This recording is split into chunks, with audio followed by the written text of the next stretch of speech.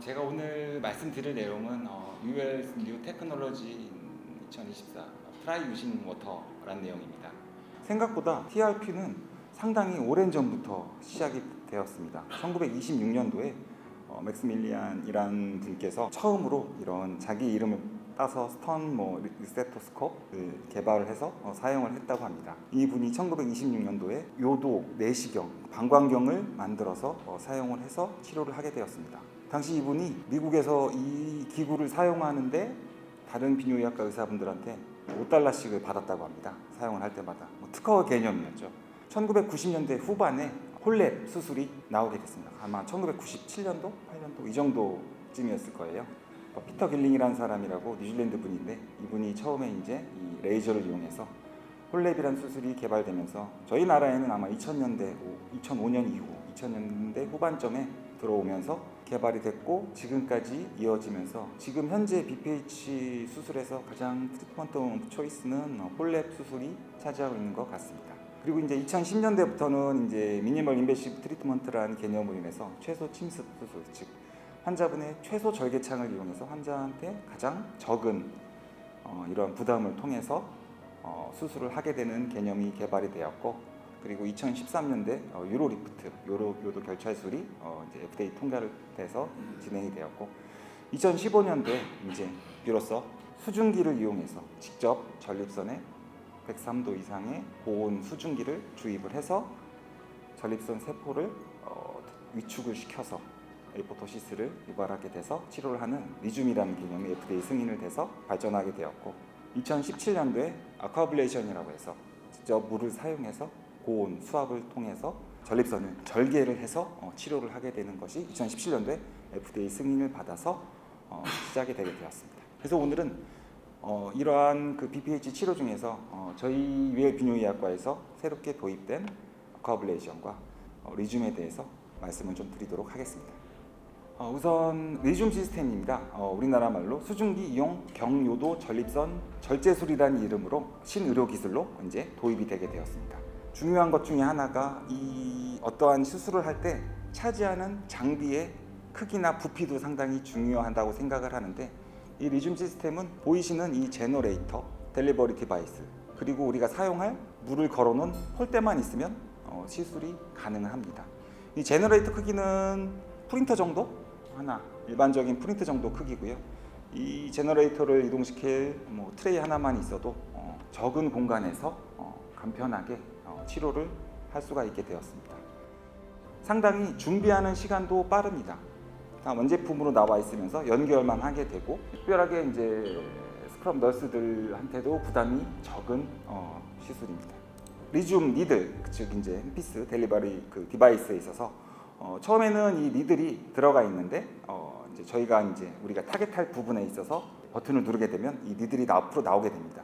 이 니들을 자세하게 보시면 구멍이 4개가 있고요. 이게 120도 간격으로 3줄이 되어 있습니다. 즉 12개의 구멍에서 고온의 수증기가 약 9초간 분사가 되게 됩니다. 그렇게 되면 고온의 수증기가 나오면서 이 수증기가 전립선 조직 안에서 액체로 바뀌게 되죠. 그래서 기체가 액체로 바뀌면서 나타나게 되는 열 에너지를 통해서 이 전립선 세포들이 영향을 받게 되고 점점 위축 그리고 사멸이 되게 돼서 효과를 나타내게 됩니다.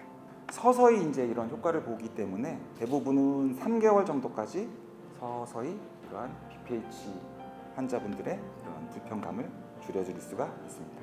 이분이 이제 케네시 골드버그라는 분인데 리줌의 아버지라고 불릴 수 있겠죠. 거의 대부분의 이제 리줌 연구에 초창기 시작을 하셨고 대부분의 연구를 진행하시는 분입니다. 이 부분이 지금 하는 말씀이 뭐냐면 괜찮다, 특별하게 환자하고 대화를 하면서 그냥 시술을 합니다. 이제 자 들어갑니다. 지금 들어가고 있어요. 화면 보이시죠? 이렇게 물어보시면서 이렇게 치료를 하고 특별하게 거의 블리딩도 없더라고요. 저도 한번 해봤는데. 그래서 이러한 그 리줌 시스템을 통해서 여러 가지 이제 그 오리지널 아티클들을 통해서 계속적인 인클루전, 익스클루전들이 새롭게 바뀌고 있는데요. IPSS 13점 이상, 어느 정도 BPH 심틈이 있는 45세 이상 환자에서 인클루전 클라이테가 형성이 되어 있고요. 너무 잔뇨가 많거나 PSA가 높아서 프로스테이트 캔서에 가능성이 있는 환자분들 같은 경우나 이런 UTI가 있거나 이전에 어떤 시술이나 수술을 받았던 환자에서는 익스클루전으로 해서 진행이 되고 있지만, 이러한 이 인클루전, 익스클루전이 확립된 것은 아닙니다. 계속적인 이런 오리지널 아티클이 나오면서 계속적으로 변화가 되고 있습니다.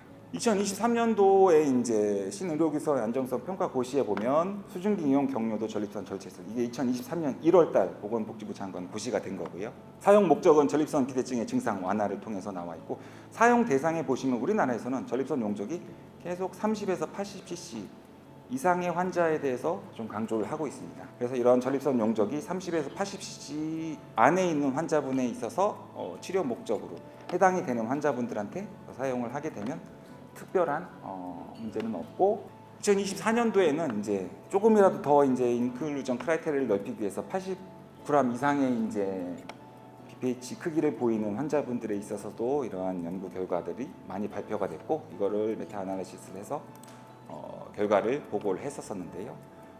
평균적으로 IPSS는 11점 정도, 그리고 QMAX는 6.5ml/s 정도의 효과를 보인다고, 즉 80g 이상의 BPH 환자에서도 좋은 효과를 보이고 있다고 이렇게 결과를 보고를 하였습니다. 이거는 이제 제가 처음 아직 저희 병원에서 이제 리줌에 대해서 이제 계속 고민을 하고 있었을 때 저희 보스턴의 도움을 받아서 적절하다고 제가 생각하는 인디케이션 환자분이 생겨서 한번 저희 병원에서도 실행을 해봤습니다. 저희 병원에 있는 저희는 이제 수술방을 대전 둔산점에서는 3개로 운영을 하고 있고요. 지금 여기는 가장 작은 3번 방입니다. 3번 방에서도 충분히 대부분의 수술을 할 정도의 넓은 공간을 갖고 있다고 생각을 하고 있고요. 이러한 방에서도 다른 방보다 조금 작긴 하지만 어떻게 보면 안락하게 수술을 할 수 있었습니다.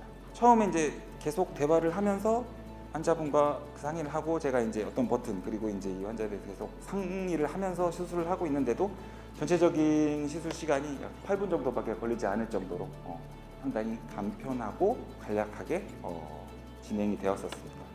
생각보다 블리딩에 있어서 크게 영향을 끼치거나 방해를 받지 않는 시술이었습니다.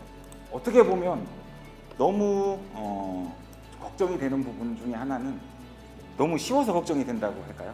너무 간편하다고 할까요? 비뇨기과 의사의 경험이나 이런 술기보다는 너무나 많은 기구의 발전으로 인해서 편리점도 있지만 정형화되고 획일화된, 그리고 안전하다고 말씀드릴 수도 있겠죠. 이러한 시술 방법이라고 생각을 합니다.